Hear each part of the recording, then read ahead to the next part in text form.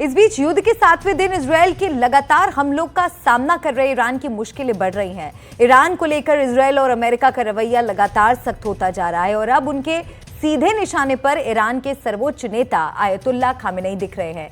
ऐसे कई बयान बीते 24 घंटे में सामने आए हैं जिनसे साफ दिख रहा है कि आयतुल्लाह खामेनेई भी किसी हमले का निशाना बन सकते हैं।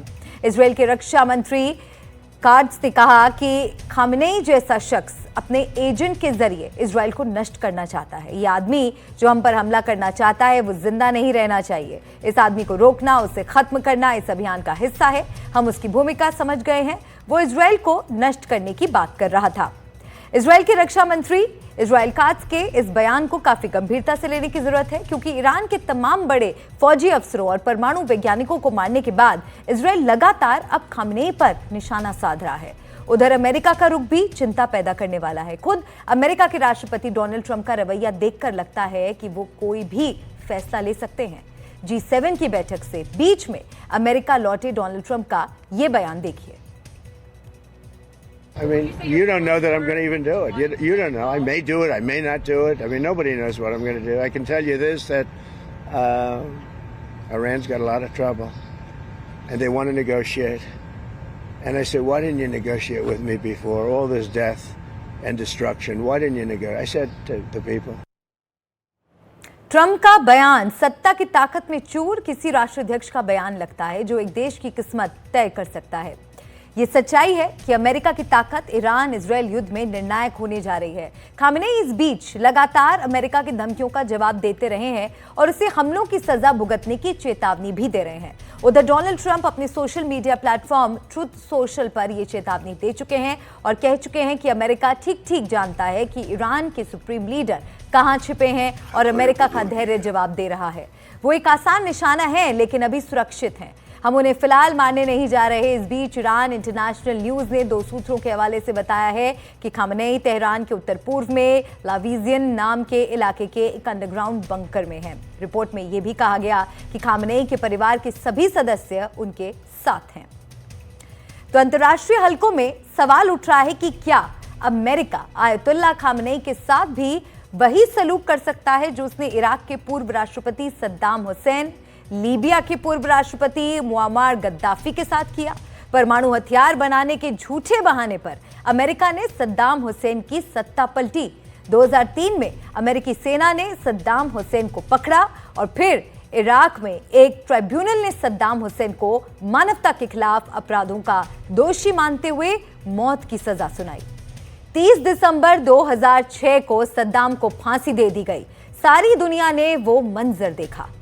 उधर अमेरिका और अन्य नेटो देशों के दखल से लीबिया के तानाशाह मुअम्मर गद्दाफी का तख्ता पलट हुआ। अक्टूबर 2011 में बागी गुट के लोगों ने गद्दाफी को पकड़ा और पीट कर उनकी हत्या कर दी। पिछले ही साल दुनिया ने सीरिया में सत्ता पलट देखा। सीरिया में 5 दशक से सत्ता में बैठे असद परिवार को देश छोड़कर भागना पड़ा। सीरिया में बागी गुट हयात तहरीर अल शम की 11 दिन की जबरदस्त बगावत के बाद राष्ट्रपति रहे बशर अल असद को देश छोड़कर रूस भागना पड़ा। तो इस बीच अमेरिका ईरान में उन ताकतों को बढ़ावा दे रहा है जो आयतुल्लाह खामेनेई की सरकार को चुनौती देती रही हैं। खासतौर पर महिला अधिकारों को लेकर ईरान में काफी सवाल उठते रहे हैं। इसी सबके बीच ईरान का स्टेट टेलीविजन एक ब्रॉडकास्ट के दौरान हैक हो गया। अचानक से ईरान टेलीविजन में महिलाओं के विरोध प्रदर्शनों की तस्वीरें आने लगी और लोगों से सड़कों पर उतरने का आह्वान किया गया। ये क्लिप 2022 का बताया जा रहा है जब महसा अमीनी नाम की एक महिला की मौत के बाद पूरे ईरान में मॉरल पुलिस के खिलाफ प्रदर्शन हुए थे। ईरान के हमशहरी डेली न्यूज़पेपर ने इस वीडियो को सोशल मीडिया पर शेयर किया और कहा कि हैकर्स ने स्टेट टेलीविजन में सेंध मार दी है और लोगों से सड़कों पर उतरने से जुड़ा आह्वान किया है। ईरान के स्टेट टेलीविजन ने दर्शकों से कहा कि ये सब इजरायल द्वारा किए गए साइबर अटैक के कारण हुआ जो सैटेलाइट ट्रांसमिशन में बाधा डाल रहा है।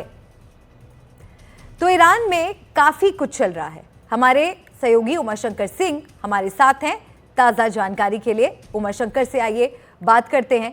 उमाशंकर का हम रुख करेंगे। तो उमाशंकर, आयतुल्लाह खामेनेई को निशाना बनाने को लेकर जो बयान आ रहे हैं उन्हें किस तरह से देखा जाए?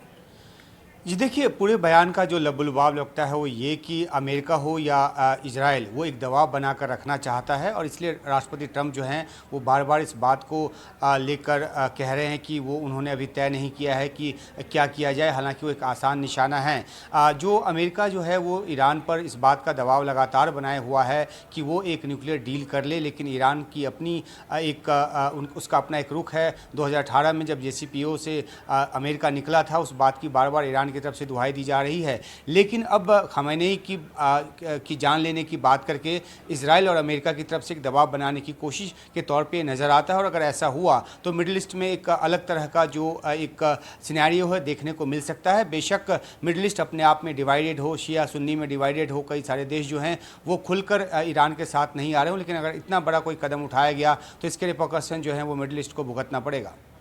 बिल्कुल। और ये भी बताइए कि ईरान में खामेनेई के विरोधी गुटों की इस वक्त क्या स्थिति है?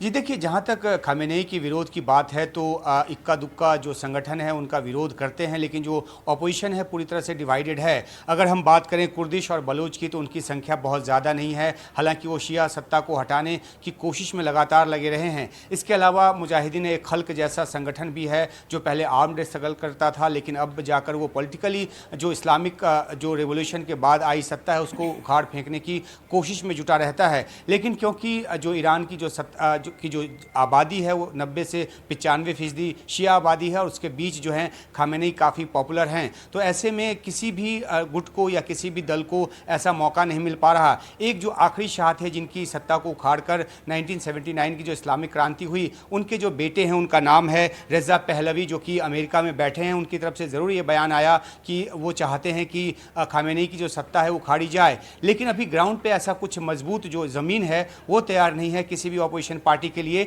और अगर इजराइल या अमेरिका इस तरह की कोई कोशिश भी करता है तो उनको काफ़ी मशक्क़त करनी पड़ेगी खामेनेई के खिलाफ एक विद्रोह पैदा करने की। और एक आखिरी बात ये भी कि इसी वजह से ईरान में जो है वो कई सारे पिकेट्स बनाए गए हैं, आवाजाही पर काफ़ी रोक और जो उनकी जांच पड़ताल है वो होने लगी है, क्योंकि ईरान को इस बात का अंदेशा है कि इस तरह का विद्रोह खड़ा करने की कोशिश वहाँ पर की जा सकती है। बिल्कुल, ये देखना काफ़ी अहम होगा कि क्या वाकई खामेनेई को निशाना बनाया जा सकता है और यहाँ से परिस्थितियाँ और समीकरण किस तरह बदलते हैं। शुक्रिया उमा शंकर आपका इस बातचीत के लिए।